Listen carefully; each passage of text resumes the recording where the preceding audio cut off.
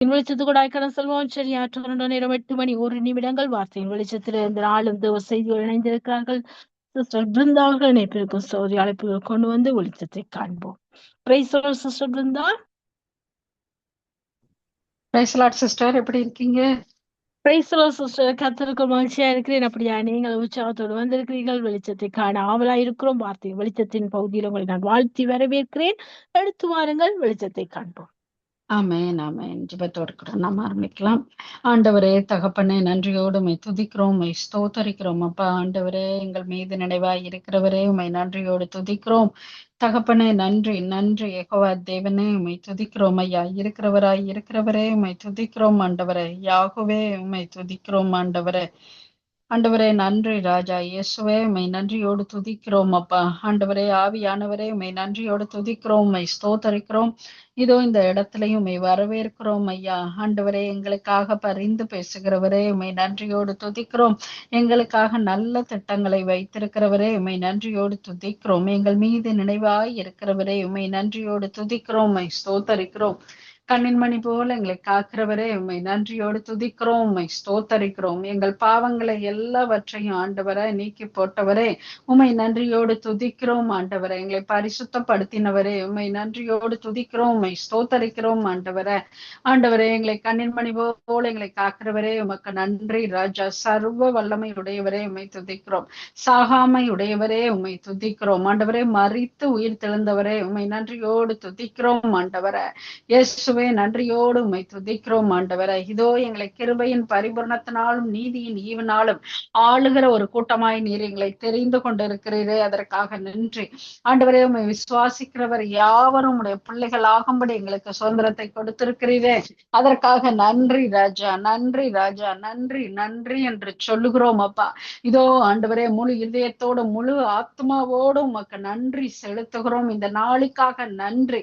இந்த நாளிலும் ஜீவனை வைத்து உம்முடைய கரத்தின் கிரியைகளை ருசி பார்க்கும்படியாக எங்களை உயிரோடு வைத்திருக்கிறீரே, அதற்காக நன்றி செலுத்துகிறோம். நன்மைகளின் பிதாவே, உமக்கு நன்றி அப்பா. நன்றி நன்றி ராஜா.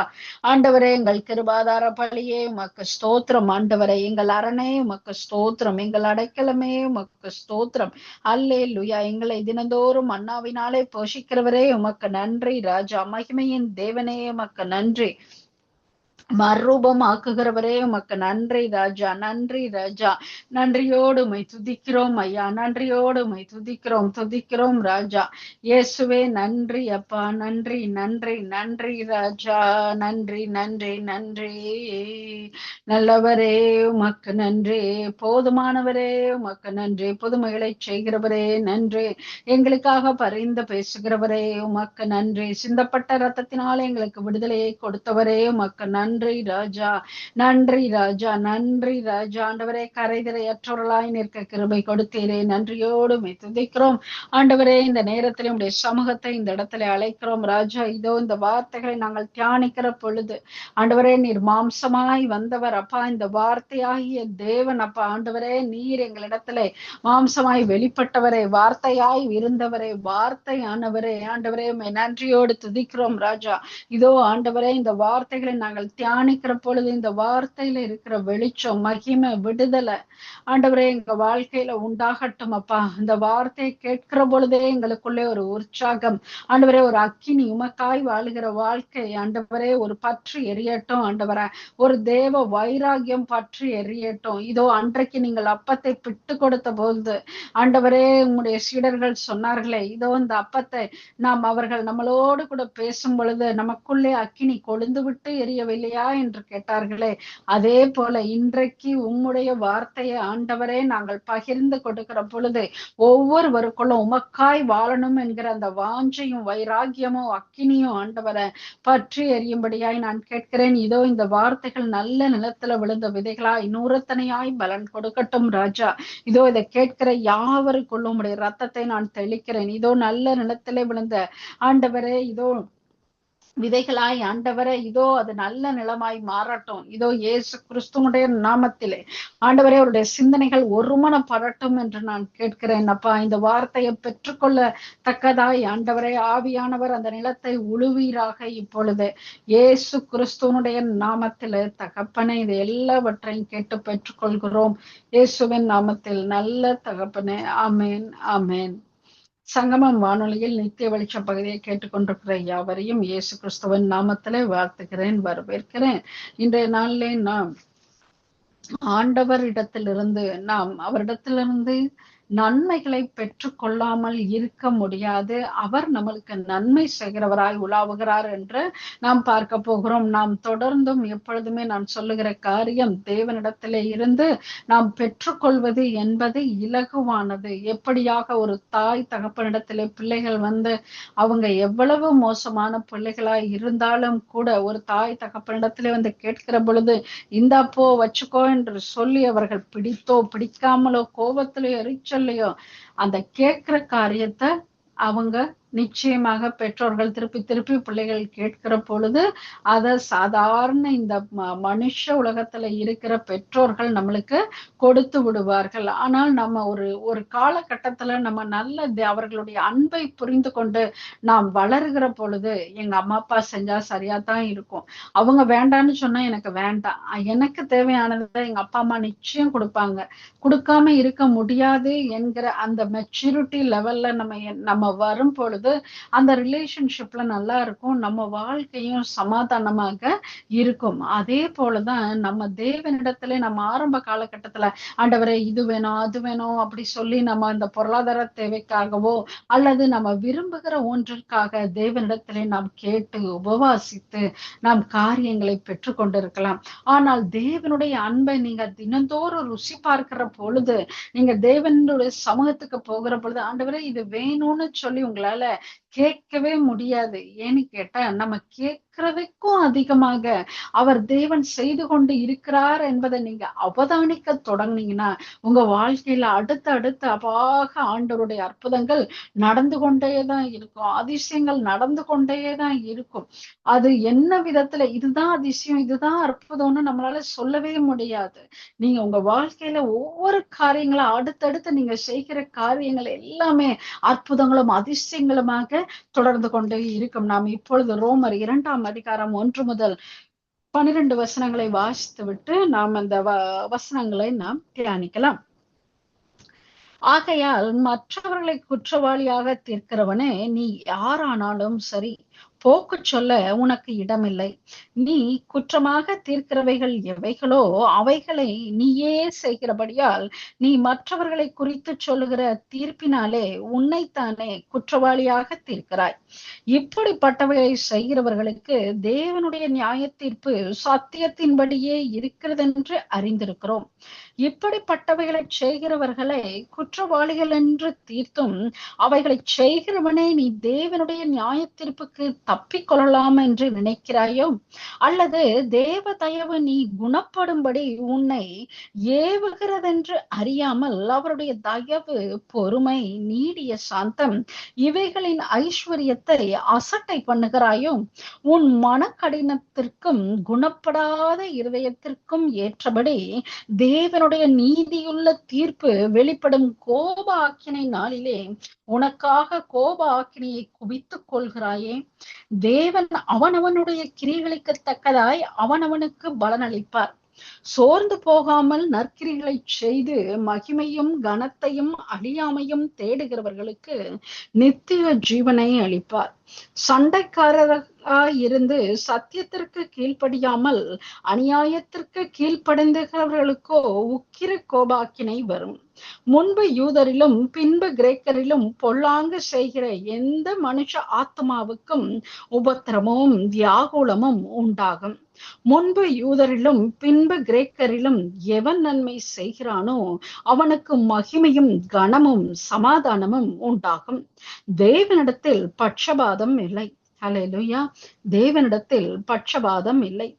எவர்கள் நியாய பிரமாணம் இல்லாமல் பாவம் செய்கிறார்களோ அவர்கள் நியாய பிரமாணம் இல்லாமல் கெட்டு போவார்கள்.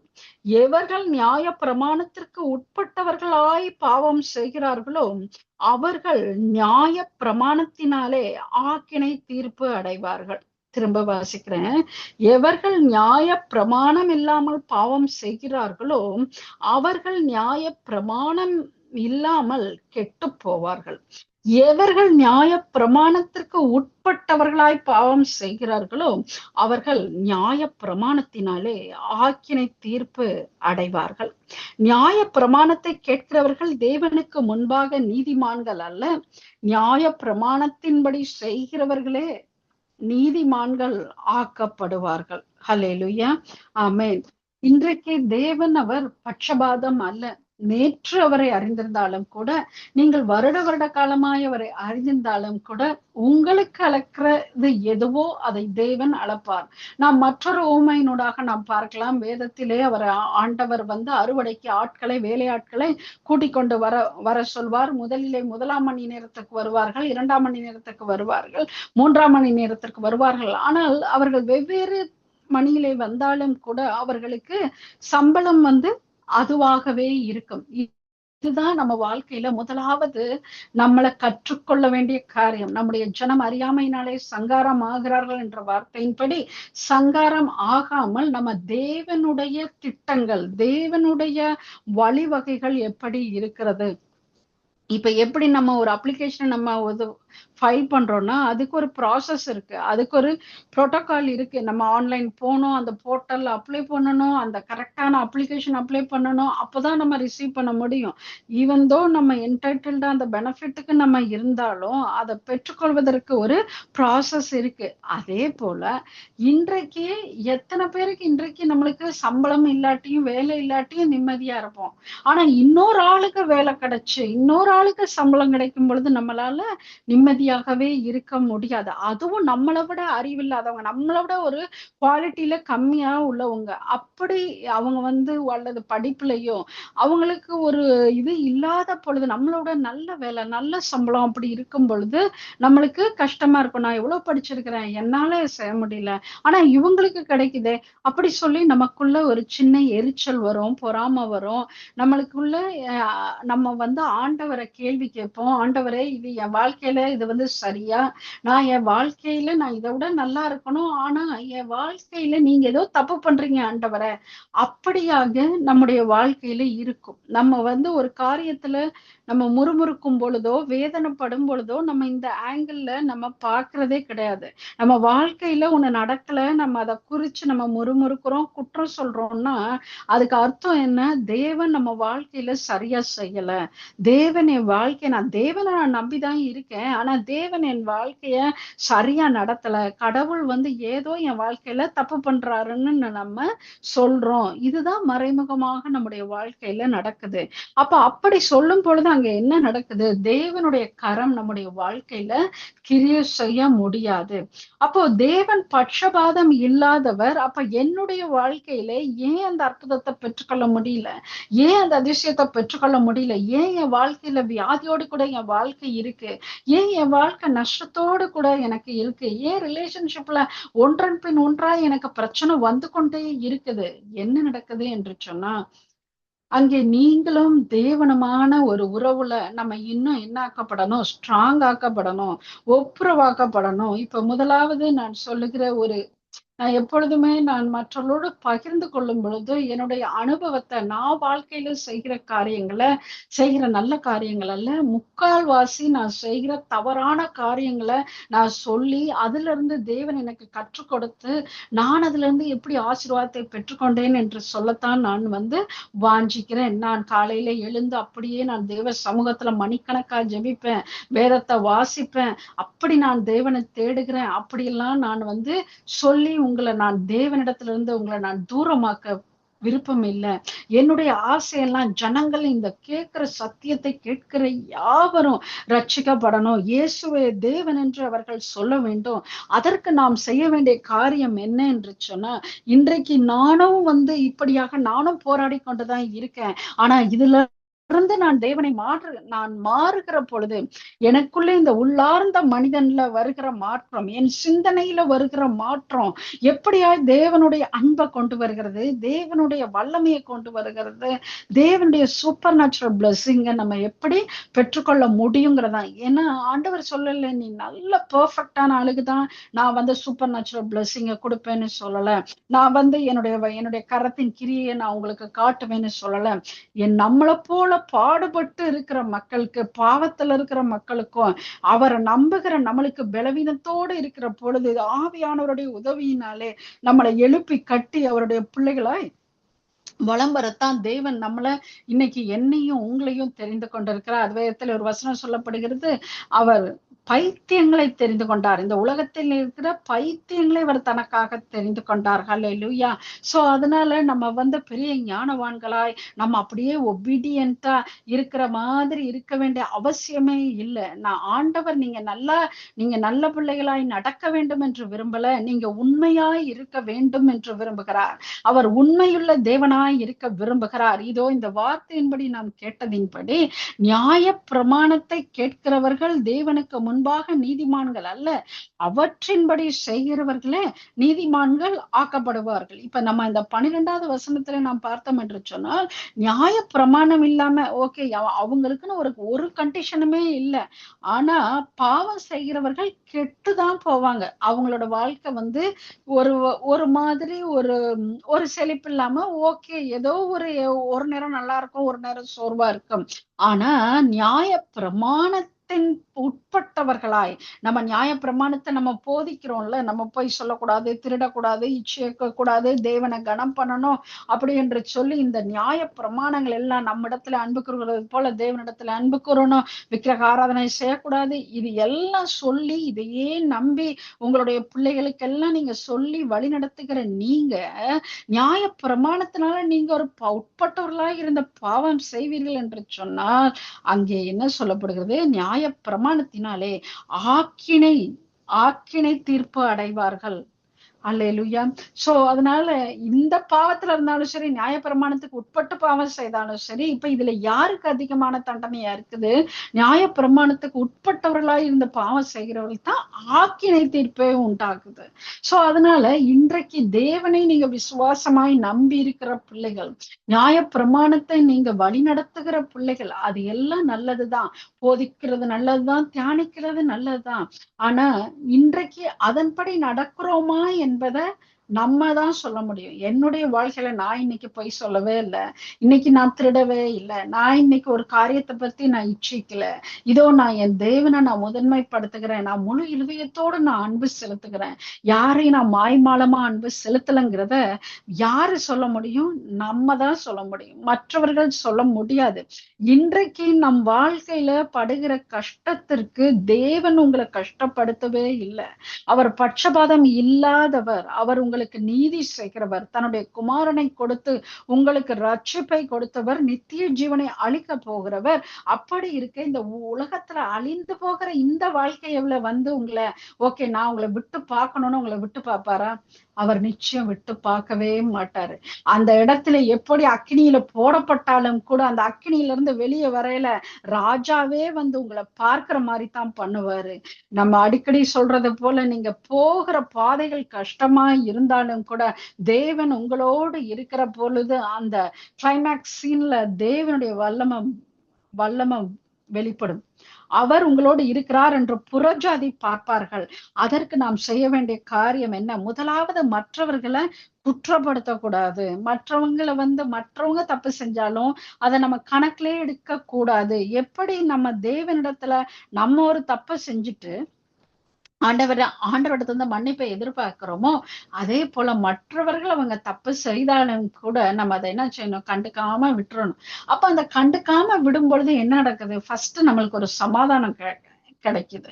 அதே போல தேவன் நமக்கான நியாயத்தை அவர் உங்களுக்காக யுத்தம் பண்ணுவார். நீங்க அதை எடுக்காத பொழுது தேவன் அதற்காக நிச்சயம் என் அப்பா எனக்கு நன்மை செய்வார், நிச்சயம் எனக்கு இது நீதி செய்வார் என்கிற அந்த நம்பிக்கை. இப்ப நீங்க மற்றவர்களை ஜட்ஜ் பண்ணாம இருக்கும் பொழுது என்ன நடக்குது? அப்பா நீங்க பாத்துக்கங்கப்பா அப்படி என்று சொல்லி நாம் தேவனை அந்த இடத்துல அழைத்து வருகிறோம். இரண்டாவது காரியம், நம்முடைய இருதயத்தின் மனக்கடினத்திற்கும் குணப்படாத இருதயத்திற்கும் ஏற்றபடி நம்மளுக்குள்ள இந்த ஹார்ட் அண்ட் ஹார்ட், தேவ சத்தம் நம்மளுக்கு கேட்கும், நம்ம செய்யக்கூடாதுன்னு தெரியும், நம்ம அப்படி நினைக்க கூடாதுன்னு தெரியும், ஆனாலும் செஞ்சிருவோம்.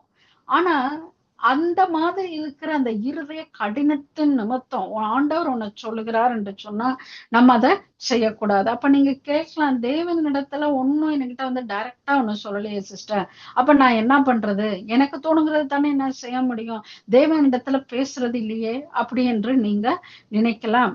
ஆனா தேவன் பேசாத ஒரு பொருளே இந்த புஸ்தகத்தில் இல்லவே இல்லை, இந்த வேதாகமத்துல இல்லவே இல்லாமல் இல்லவே இல்லை. நீங்க எந்த சூழ்நிலையோடு கூட நீங்க ஆவியானவர் ஹெல்ப்போடு கூட நீங்க வேதாகமத்தை நீங்க படிக்கிற பொழுது நிச்சயம் உங்க சிச்சுவேஷனுக்கு ஏத்த மாதிரி ஆவியானவர் நிச்சயமாகவே வார்த்தையை உங்கள் கண் முன்னாலே காட்டுவார்.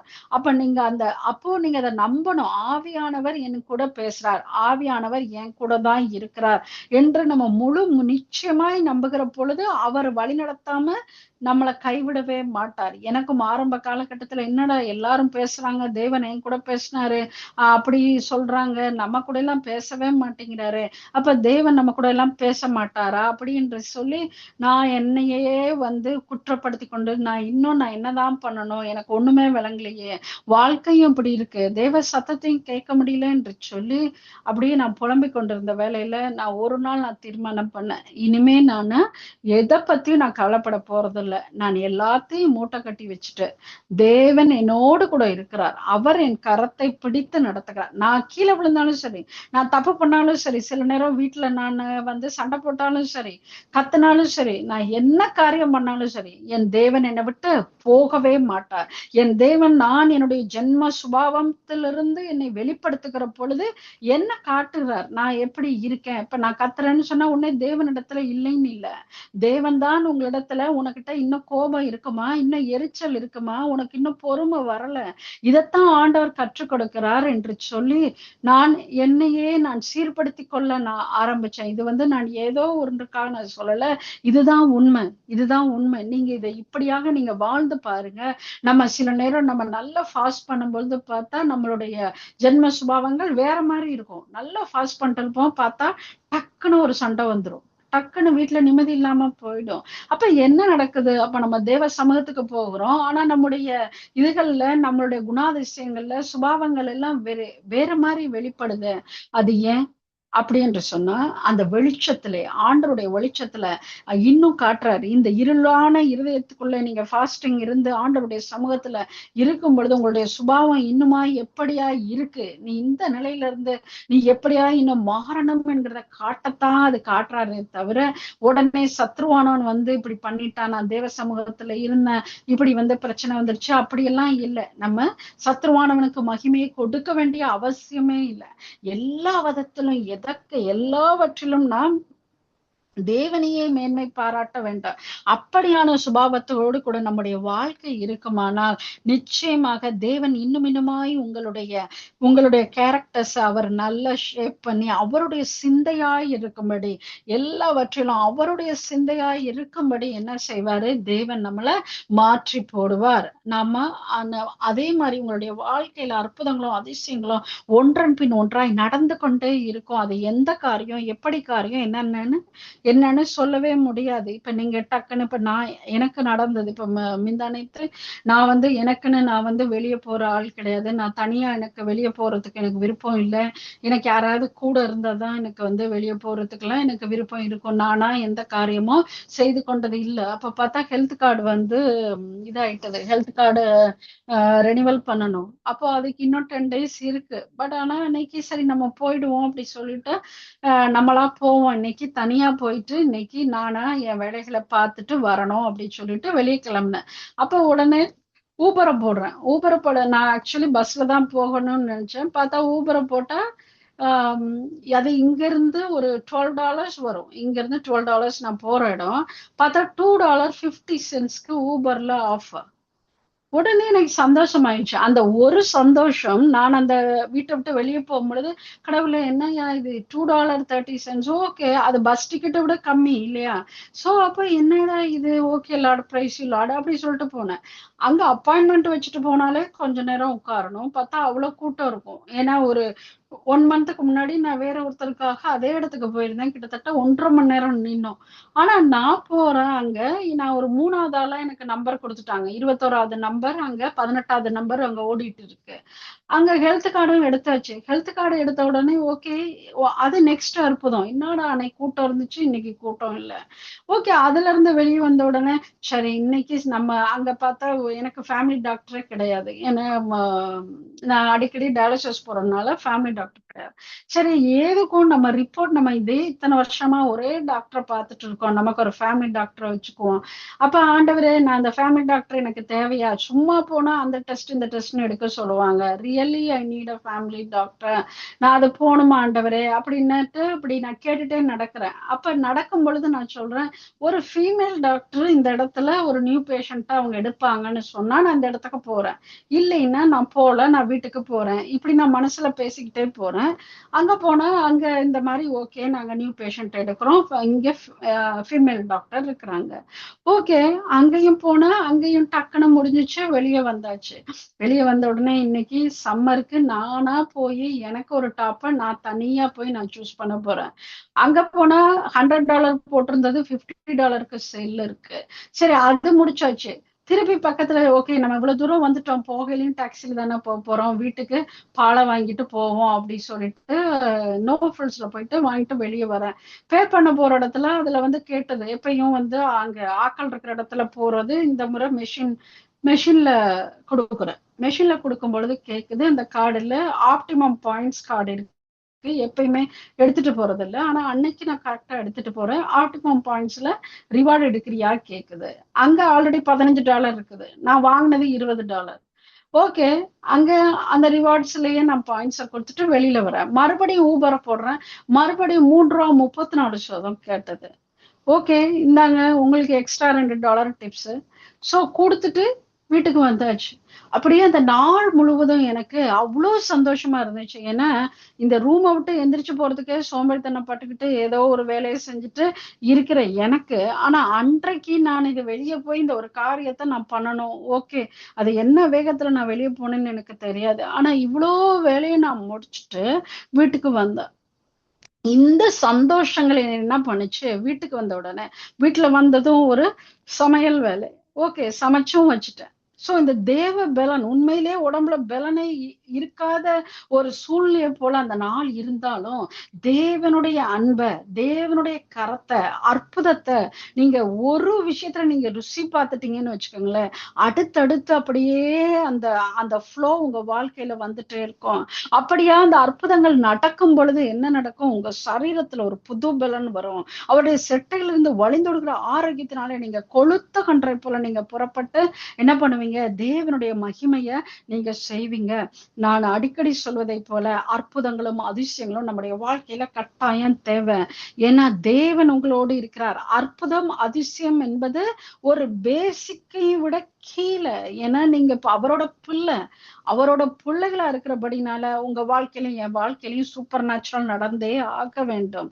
ஆனா அந்த இலகுவாய் பெற்றுக்கொள்ளக்கூடியத நம்ம ஏன் பெற்றுக்கொள்ளாம இருக்கிறோம் தெரியுமா? இந்த மாதிரி காரியங்கள்னால நம்ம மற்றவங்களை ஜட்ஜ் பண்றது, நம்முடைய காரியங்கள்ல இப்போ இந்த 12ஆம் வசனத்துல நாம் பார்த்ததன் பிரகாரம் நியாய பிரமாணத்தின்படி பாவம் செய்கிற நமக்கு ஆக்கினை தீர்ப்பு அதிகமா இருக்கு, கஷ்டங்கள் அதிகமா இருக்குது. இப்ப வீட்டுல இப்ப நீங்க போகும் பொழுது ஒரு ஆள் தண்ணி குடிச்சிட்டு கிளாஸ் அங்கே எம்டியா வச்சு இருக்கு. இப்ப நீங்க அந்த பாதையை கடந்து போற பொழுது நீங்க என்ன செய்வீங்க, அதை எடுத்து கொண்டு போய் வைப்பீங்க. இதெல்லாம் நம்மளோட ஜெனரேஷனும் நம்மளோட முந்தின உள்ள ஜெனரேஷனும் நம்ம வந்து செய்வோம். ஆனா இப்ப உள்ள ஜெனரேஷன் பிள்ளைங்க என்ன பண்ணுவாங்க, அது இருந்தாலும் அது அப்படியே 3 நாள் ஆனாலும் அந்த இடத்த விட்டு நகரவே நகராது. இப்ப இத பாக்குற பொழுது எனக்கும் எனக்கும் நம்மளோட முந்தி இருக்கிறவங்களுக்கு ஒரு கோபம் வரும். ஆனா நம்ம அந்த பிள்ளைகளை நம்ம என்ன திட்டுவோம், இது இப்படியே இருக்கே, எடுத்து வைக்க மாட்டேங்குதுகளே, இந்த பிள்ளைங்க இப்படி பண்ணுதுகளே அப்படி சொல்லி நம்ம இருதயத்துக்குள்ள ஒரு கோபமும் எரிச்சலும் உண்டாக்கும். ஆனா இது வந்து அந்த பிள்ளைகளை பாதிக்கவே பாதிக்காது. ஏன்னா அந்த பிள்ளைகள் அத அந்த இன்டென்ஷனோட ஓகே நான் இதை எடுத்துட்டு போக கூடாது, இதை நான் செய்யக்கூடாதுன்னு இன்டென்ஷனோட பண்ணல. ஆனா நீங்க என்ன பண்ணுவீங்க, இல்ல நான் என்ன பண்ணுவேன்னா ஓகே அதே மாதிரி நம்மளும் வைப்போம். இந்த பிள்ளை இது இந்த பிள்ளை இப்படி செய்யல, இப்ப இந்த பிள்ளைக்கு நம்ம ஒரு பாடத்தை புகட்ட வேண்டும் என்று சொல்லி நாம என்ன பண்ணுவோம், அதே மாதிரி செய்வோம். ஆனா அந்த பிள்ளைகளுக்கு பிரச்சனை கிடையாது, அந்த பிள்ளைகளுக்கு டென்ஷன் கிடையாது, அந்த பிள்ளைகளுக்கு எரிச்ச கிடையாது, அந்த பிள்ளைகளுக்கு தலைவலி வராது, அந்த பிள்ளைகளுக்கு கழுத்து வலி வராது. ஆனா நீங்க அப்படி வச்சுட்டு போறீங்கல்ல, நீங்க வேணும்னே வச்சுட்டு போறீங்கல்ல, இந்த பிள்ளை இப்படி செய்யுது, நான் அப்படி பண்ணணும்னு சொல்லி நீங்க பண்றீங்கல்ல, அப்ப உங்களுக்கு தலைவலி வரும், அப்ப உங்களுக்கு கழுத்து வலி வரும், அப்ப உங்களுக்கு ஷோல்டர் பெயின் வரும், மூட்டு வலி வரும். அப்படியான உங்க பாடியில ஒரு ஸ்ட்ரகிள் உண்டாகும். இதுதான் வித்தியாசம். இன்றைக்கு ஆவியானவரோடு கூட நீங்க 2 காரியங்களை கற்றுக்கொள்ளுங்க. ஒன்று, நீங்க மற்றவர்களை குற்றப்படுத்தாதீங்க. அதே நேரத்துல மற்றவர்கள் ஒன்றை செய்கிற பொழுது நம்மளும் அதே மாதிரி திருப்பி செய்தோம்னா, அவங்க செய்யும் பொழுது அந்த இன்டென்ஷன் இல்ல, அவங்க அது அந்த இடத்துல இப்படி இருக்குதுன்னு கூட அவங்க மைண்ட்லயே இல்ல. ஆனா நானும் நீங்களும் செய்யும் பொழுது நம்ம இன்டென்ஷனோட செய்றோம். அப்ப அந்த இன்டென்ஷனோட செய்யும் பொழுது என்ன நடக்குது, நம்முடைய சரீரத்தை பாதிக்குது. நம்ம வாழ்க்கையில ஒரு ஒரு ஒரு மத்த நெகட்டிவான ஒரு டோஸ்க்கு அது ஓபன் ஆகுது. சோ அந்த மாதிரி காரியங்கள் இன்றைக்கு நம்மளை சரி செய்து கொள்வோம். தேவ ஆவியானவருடைய உதவியோடு கூட உங்களை சரி செய்து கொள்ளுங்க. உங்களை சுற்றி இருக்கிறது எல்லாவற்றையும் தேவன் பார்த்து கொள்வார். நீங்க இன்னைக்கு ஆண்டவர் இடத்துல ஒப்பு கொடுங்க. ஆண்டவரே, நான் எல்லாவற்றையும் நாங்க ஒப்பு கொடுக்கிறோம் ராஜா. ஆண்டவரே, நாங்க எங்களுடைய இன்டென்ஷன் சரியில்லாம செய்கிற காரியங்கள், மற்றவர்களை ஜட்ஜ் பண்ணுகிற காரியங்கள், இதெல்லாம் எங்க இடத்துல இருக்கக்கூடாது ஆண்டவரே என்று சொல்லி நீங்க தேவனிடத்துல ஒப்பு கொடுங்கள். அன்றைக்கு பேதுரு அவர் சிறைச்சாலையில இருந்த பொழுது ஜனங்கள் அவருக்காக ஒன்று கூடி ஜெபித்தார்கள். அவர் ஒண்ணுமே பண்ணல, அவர் நல்லா தூங்குறாருங்க. அங்க தூங்குற பொழுது அங்க என்ன பண்ணா, இங்க ஜனங்கள் ஜெபிக்கும் பொழுது அங்கே தூதனானவர் அங்கே போய் அங்க என்ன செய்யறாரு, அவரை எழுப்புறாரு. அங்கே அந்த இரும்பு கதவு என்ன செய்யுது, தானாய் திறக்கப்படுகிறது. அதே போல இன்றைக்கு உங்களுக்காக ஜெபிக்கிற நல்ல ஜனங்களை உங்களோடு கூட வச்சுக்கொள்ளுங்க. உங்களுடைய பலவீனங்கள் இருந்தாலும் கூட உங்களுக்காக உண்மையா உங்களை நேசித்து ஜெபிக்கிற ஒரு கூட்டத்தை நீங்க வைத்துக் கொள்ளுங்க. அப்படி யாருமே இல்லையே, எனக்கு எல்லாரும் என்னுடைய ஜெபத்தை கேட்டுட்டு பின்னாடி குறை சொல்றவங்க தான் இருக்கிறாங்க, என் குடும்பத்தை வெளியே போய் அசிங்கமா சொல்றவங்க தான் இருக்கிறாங்க, என்னைய ஏளனமா பார்த்திருக்காங்க, என்னை கிறுக்குன்னு சொல்றாங்க என்று சொல்லி நீங்க நினைப்பீங்கன்னு சொன்னா ஒருத்தருமே தேவையில்லை. ஆவியானவரை நீங்க பிடிச்சுக்கொள்ளுங்க. அப்பா, நீங்க தான்ப்பா எனக்கு பரிந்து பேசணும், எனக்கு யாரு நல்லவங்க கெட்டவங்கன்னு சொல்லி என்னால அவங்கள என்னால சூஸ் பண்ண முடியல டாடி காட், எனக்கு நீங்க தான் பரிந்து பேசணும், ஆவியானவர் தான் எனக்கு உதவி செய்யணும் என்று சொல்லி நீங்க மனுஷர்கள் மேல நம்பிக்கை இல்லைன்னா ஆவியானவரிடத்துல உதவியை கேளுங்க. நிச்சயமா அவர் நிச்சயமாகவே உங்களுடைய பலவீனத்திலிருந்து ஆண்டவர் தூக்கி எடுப்பார், உங்களுக்கு உதவி செய்வார். அவர்தான் இரட்சகர் என்று சொல்லி, அவர்தான் சமாதான பிரபு. நம்முடைய இருதயத்திலிருந்து எல்லாவற்றையும் அவர் என்ன செய்கிறார், அலசி ஆராய்ந்து பார்க்கிறார். சோ அதனால இன்றைக்கு தீர்மானங்களை எடுங்க. உங்களுக்காக ஜெபிக்கிற ஒரு கூட்டத்தை நீங்க தெரிந்து கொள்ளுங்க. அதே நேரத்துல மற்றவர்களை குற்றம் சாட்டாதீங்க. தேவனுடைய அன்பு இருதயத்தை நீங்க கடினப்படுத்தி கொள்ளாதீங்க. உங்களுடைய இருதயத்தை நீங்க இலகுவாய் தேவனிடத்திலே கொடுத்து விட்டு அந்த இளைப்பாறுதலுக்குள்ள உங்களுடைய இருதயத்தை வைத்துக் கொள்ளுங்க. நிச்சயமாகவே தேவன் உங்களுக்கு அற்புதங்களை அதிசயங்களை நிச்சயமாகவே செய்வார். இதோ இப்பொழுதும் கூட உங்களுக்காக நான் ஜெபித்து முடிக்கிறேன். தகப்பனே, நன்றியோடு உம்மை துதிக்கிறோம், உம்மை ஸ்தோத்தரிக்கிறோம் அப்பா. இதோ இதை கேட்ட யாவருக்குள்ளும் உம்முடைய இருதயம் ஆண்டவரே, இதோ ஆண்டவரே, ஏக சிந்தை ஆண்டவரே, உம்முடைய சிந்தை, உம்முடைய இருதயம் ஒவ்வொருவருக்குள்ளும் உண்டாகட்டும். மற்றவர்களை குற்றப்படுத்தாதபடி ஆண்டவரே, இதோ இருதயம் கடினப்படுத்தாதபடி ஆண்டவரே, எல்லாவற்றையும் என் தேவன் நீதி செய்கிறவர் என்று உம்முடைய கரத்திலே ஒப்பு கொடுக்க உதவி செய்வீராகப்பா. இதோ துதிகன மகிமை எல்லாவற்றையும் உமக்கே செலுத்தி இயேசு கிறிஸ்துவின் நாமத்திலே கேட்டு பெற்றுக்கொள்கிறோம் நல்ல தகப்பனே. ஆமென். ஆமென், ஆமென், ஆமென். நன்றி சிஸ்டர், நன்றி. அருமையான வார்த்தையின் வெளிச்சத்தை செய்து எடுத்து வந்தீர்கள். ரோமர் 2 1 தொடக்கம் 12 வார்த்தைகளை அடிப்படையாக வைத்துக் கொண்டு அந்த சத்தியத்தை நாங்கள் அறிகிறோம். அந்த சத்தியத்துமே நாங்கள் வாழ்கிறோமா, நம்மை நாமே நிதானித்து அறிவோம். நாங்கள் நடக்க வேண்டும். நிச்சயமா ஒருமனி சத்தியத்துக்கு நாங்கள் கீழ்ப்படியாமல் ஏனோ தானோ என்று சொல்லி சத்தியம் எங்கள் வாழ்க்கை வேறு அல்ல, என்படி வாழ வேண்டும். உங்கள் விசுவாசத்தின் சாட்சி வாழ்க்கையை எடுத்து வந்தீர்கள். அருமையான வார்த்தையின் வெளிச்சம், அப்படியாக வெளிச்சத்தை கற்றுக்கொண்டோம், சத்தியத்தின் ஆழத்தை கற்றுக்கொண்டோம், வெளிச்சத்தை பெற்றுக்கொண்டோம்.